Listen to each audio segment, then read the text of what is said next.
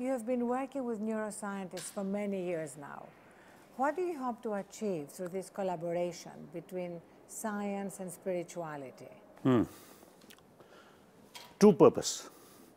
One purpose, the up-to-date scientific sort of research, mainly based on matters. And now, later part of 20th century, and now beginning of this 21st century, now scientific sort of research field now expanding, including human emotions, mind. That's one purpose.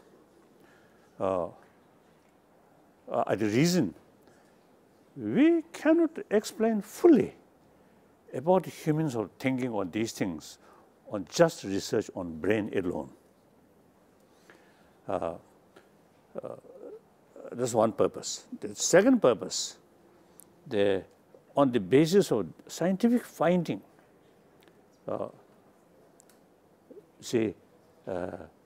more awareness, how importance of our emotion for our health and healthy society or family.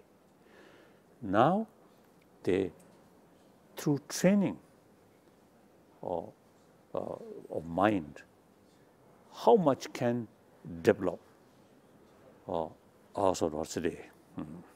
health, our healthy society. And me personally, my main effort to promote these values, not through sort of religious sort of field, but without touching religion, simply use our common sense and common experience, and then scientific finding. So to make more awareness to public,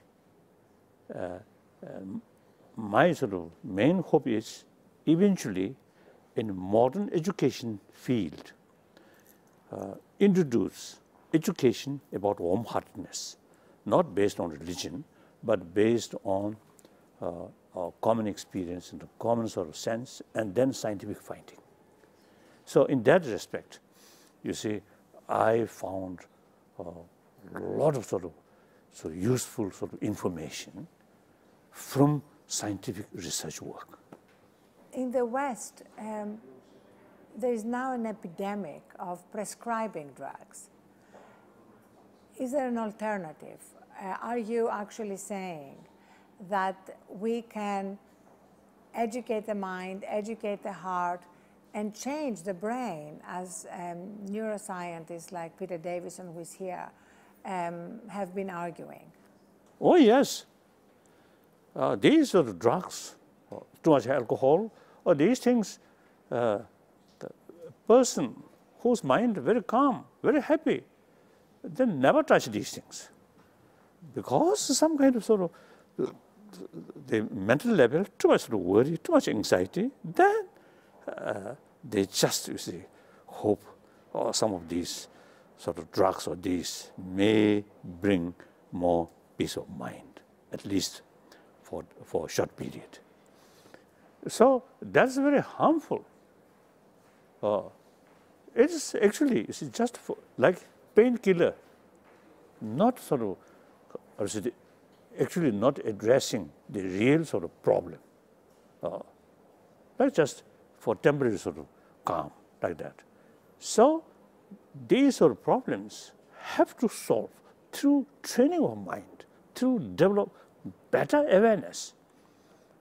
Now, for example, too much anxiety, too much anxious, these ultimately related with extreme self-centered attitude. Just opposite to that, more sort of concern, sense of concern of others' well-being. That mental thinking automatically open our mind. Then that reduce fear, distrust, gaining more self-confidence. That brings inner peace. That brings our mood more calm. So that I usually call secular way to approach these secular ethics. If you have religious faith, very good. you can add on secular ethics, then religious belief, add on it, very good. But even those people who have no interest about religion, okay, without religion, but you can train through education. So, religion, any religion, no matter what sort of wonderful religion, never be universal, universal. So now education is universal. So we have to sort of find ways and means through education system, from kindergarten up to university level, to make awareness. These are good, sort of today, values or inner values. That if we say, oh, practice of compassion is something holy, then nobody listen. If say, warm-heartedness really reduce your blood pressure, your anxiety, your too much stress, your health improve, then people pay more attention. You're emphasizing this peace of mind throughout the day. We're about to launch a GPS for the soul to help people course correct and get us to that place of mindfulness and peace that you so often write about. Victor Chang, who's worked with you, talks about compassion gyms. Do we actually need physical locations where we can go and practice compassion and strengthen those compassion muscles the way we strengthen our physical muscles? Yes, the scientific research, I don't know the particular word, you see, through training of mind, actually change in brain. So, what call that? Neuroplasticity. Oh, now that one, actually, you see, can change through training of mind. Maybe, actually, you see, through new awareness, new sort of familiarities, certain idea, you see, it effect on our body, like that. So you go to bed at 8:30 at night and you wake up at 3:30. You clearly put a lot of emphasis on sleep, which we love, because at the Huffington Post we have dedicated sections on sleep.